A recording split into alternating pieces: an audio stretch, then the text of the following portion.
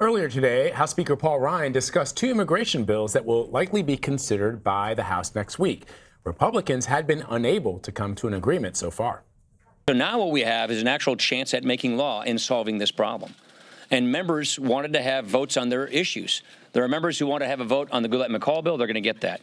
And then we now have a bill that represents a compromise that is going to be brought to the floor so members can actually vote on legislation tackling this issue. And this has a chance of going into law. Because like I said before, last thing I want to do is bring a bill out of here that I know the president won't support. Well, we've been working hand in glove with the administration on this to make sure that we're bringing a bill that represents the president's four pillars so that we can come together, have the votes that everybody's looking for, but more importantly, this represents a consensus between our members so we can move forward on the immigration issue. And we spoke with CBS News chief congressional correspondent Nancy Cordes earlier, who explained the bills. So basically, this was a compromise that Senate and Republican leadership in the House rather needed to find in order to stave off something of an uprising among their moderate members who are very frustrated that this DACA issue has not been addressed. And they were sort of moving to hold a vote against the wishes of Speaker of the House, Paul Ryan. So he has now cobbled together this compromise legislation. We really haven't seen the final text.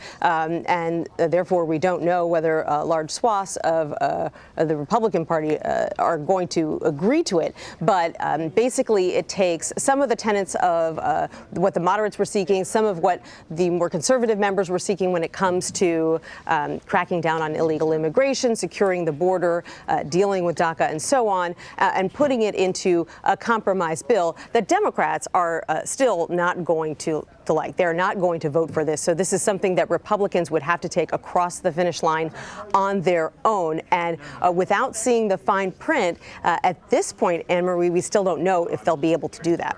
And Nancy, from what I've been reading, it's not clear that either of these bills will pass. And part of the struggle is for House Freedom Caucus members, for example, as we near the midterm elections, the idea that some of these dreamers would be granted a pathway to citizenship is something that they feel would be a detriment to their reelection chances. On the other hand, same thing for moderates. Moderates feel if they can't bring some kind of resolution to the dreamer issue, that they will suffer at the polls come November. So what are you hearing?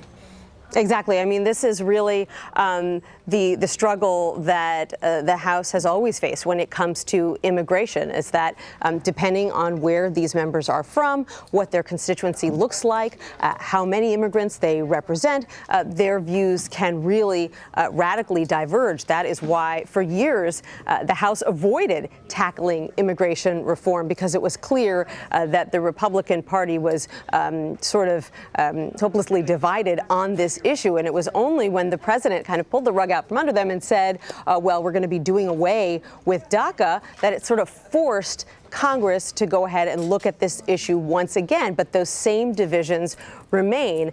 The problem now, of course, is that you have this DACA problem that is not going away, one of several high-profile immigration controversies. It's not something that Republicans wanted to have to deal with in an election year.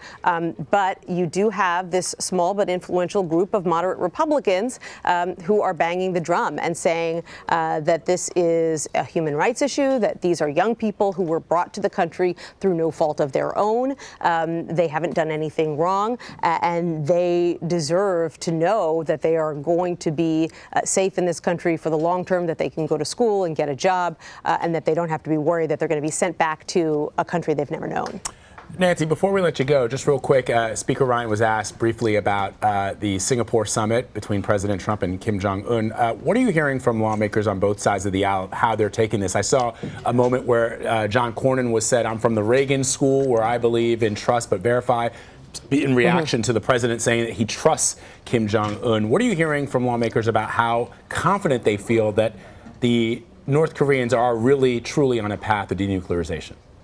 Sure. Well, Republicans are trying to walk a tricky path here. On the one hand, they don't want to come out and confront the president or criticize him for some of the things that he said about Kim Jong-un. You heard me ask the speaker whether he agrees with the president that the North Korean leader is a great guy who simply wants to look out for his people. And in fact, after this one summit, no longer even poses a threat to the United States, and we can all rest easy.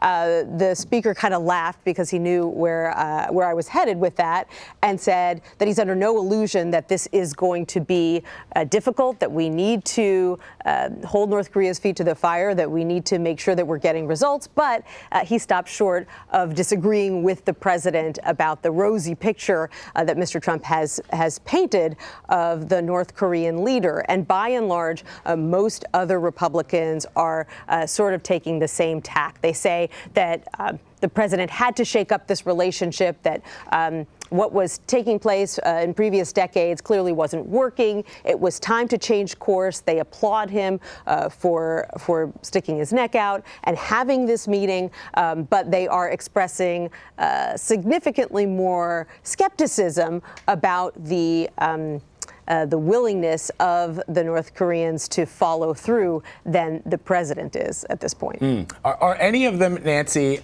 willing to go on the record as to just this moment where we are in history, where we've got the president of the United States calling the prime minister of one of our oldest allies meek and mild, and some other derogatory names that were used by some of his advisors that they've since apologized for, and saying that the dictator of a brutal regime in North Korea is a terrific guy, somebody that the president trusts. Very talented. Very talented. Well, right. Well, they are actually going to be doing a photo op later today with a representative of Canada's government who is appearing before the Senate Foreign Relations Committee. That is something that Senate Republicans and Democrats alike are doing, clearly to make a point that they do stand by our ally to the north, and that we have historically had very good relations, and that they hope that that will continue.